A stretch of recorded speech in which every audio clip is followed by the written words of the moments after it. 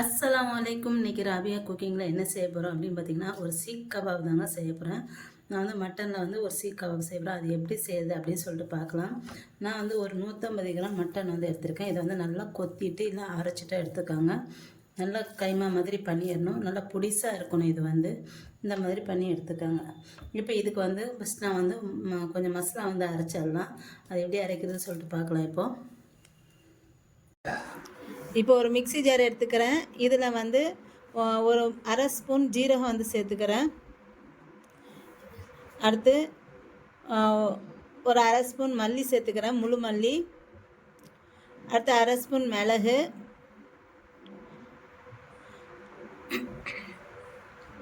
அடுத்து ஒரு 1/4 ஸ்பூன் சோம்பு வந்து சேர்த்துருக்கேன்.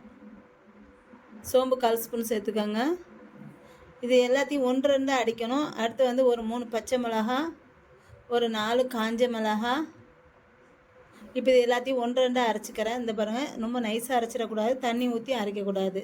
இப்போ இதை எடுத்து வச்சுக்கலாம். அடுத்து அதே ஜாரில் கொஞ்சம் புதினா இலை, கொஞ்சம் மல்லி இலை இதை கட் பண்ணி இதில் சேர்த்துக்கிறேன்.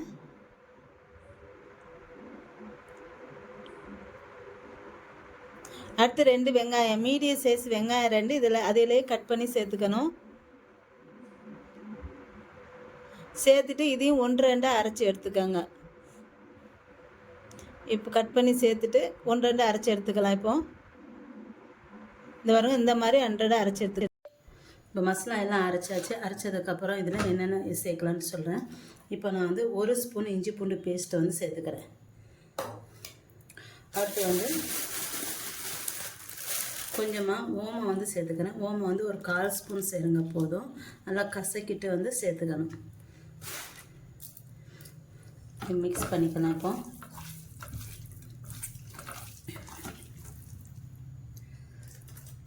அடுத்து இதில் தேவையான அளவு உப்பு சேர்த்துக்கிறேன். அடுத்து கரம் மசாலா வந்து ஒரு அரை ஸ்பூனு அது வந்து சேர்த்துக்கிறேன். அப்புறம் அரைச்சி வச்சுருக்கோம் பார்த்தீங்களா, மிளகு, சீரகம், மிளகாத்தூள், அப்புறம் மிளகாய் எல்லாமே அது சேர்த்துக்கிறேன்.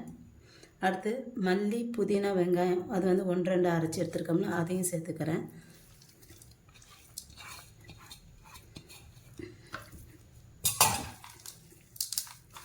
அடுத்து இதில் மஞ்சள்தூள் வந்து சேர்த்துக்கிறேன். ஒரு அரை ஸ்பூன் மஞ்சள்தூள்.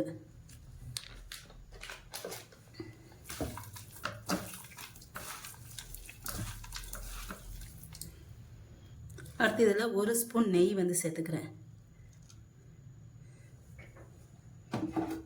அடுத்து மிளகாத்தூள் சேர்த்துக்கிறேன்.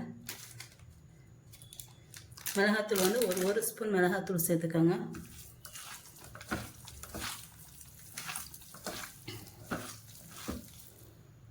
அடுத்து இதில் ஒரு 3 ஸ்பூன் கடலை மாவு வந்து சேர்த்துக்கிறேன்.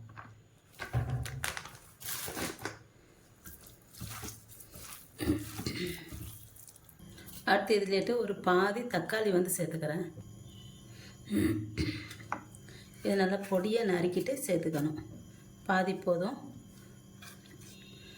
நீங்கள் தக்காளிக்கு பதில் லெமன் சேர்த்துக்கலாம். நான் வந்து தக்காளி வந்து சேர்த்துக்கிறேன். சேர்த்துட்டு இது நல்லா இந்த மாதிரி உடச்சி நல்லா நசுக்கி விட்டுக்கோங்க. இதை நசுக்கி விட்டுட்டு இப்போ சேர்த்துக்கலாம்.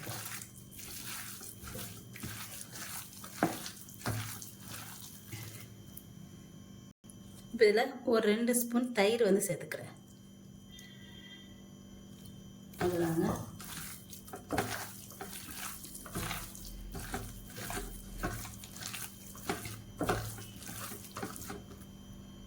இப்போ